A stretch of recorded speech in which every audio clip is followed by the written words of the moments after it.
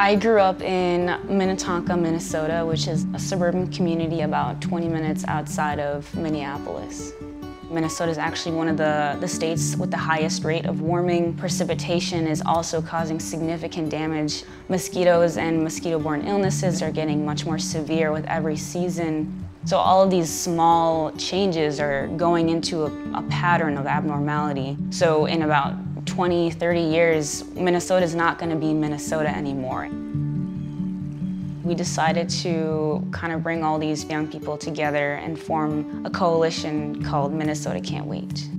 Our platform is rooted on 3 principles. The first one being regulating greenhouse gas emissions across the state. The second one is no new fossil fuel infrastructure development. And the third one is passing the Minnesota Green New Deal bill, which is really about transforming our economy into a more just and sustainable economy.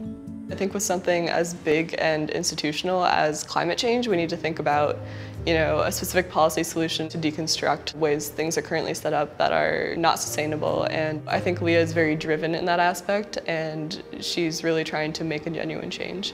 So after the Green New Deal was introduced in November, we started getting to work with writing our own version of it that would be applicable to Minnesota. And we teamed up with a number of legislators to help us write the bill. We got input from community members, and as the 2019 legislative session progressed, we kept on having rallies to reiterate our goals and spread the word to the media and through town halls that we will be heard and that these policies need to be passed now because our future depends on action now.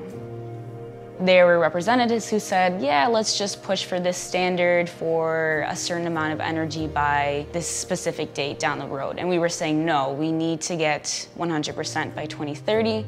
We need these goals that are concrete and we are unwavering on them. The students literally wrote this bill, and it was both visionary and pragmatic. Once the bill was written, they literally went door to door in this building and got 21 other members of the Minnesota House to be co-authors along with me. It was an incredible victory, and I was really happy that day. The House of Representatives passed it, but the Senate decided that they did not want to move forward with it.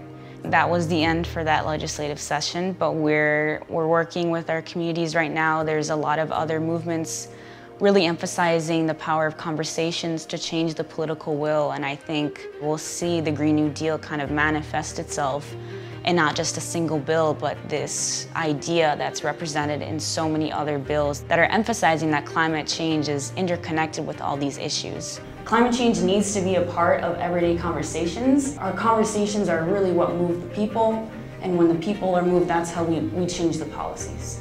I ran into Lia at the Capitol this year during session, and it was on a Friday, and I'm like, Lia, what are you doing? And she said, it's senior skip day. And so I came down here to advocate for things that are important to me. So I think that having that determination will get her far and will really push this issue far. It felt really empowering to know that I didn't have to wait until I had a degree in political science or a degree in environmental studies to make a difference and have my voice heard. And understanding that I can be a lobbyist and also be a teenager, and those two things don't have to be contradictions.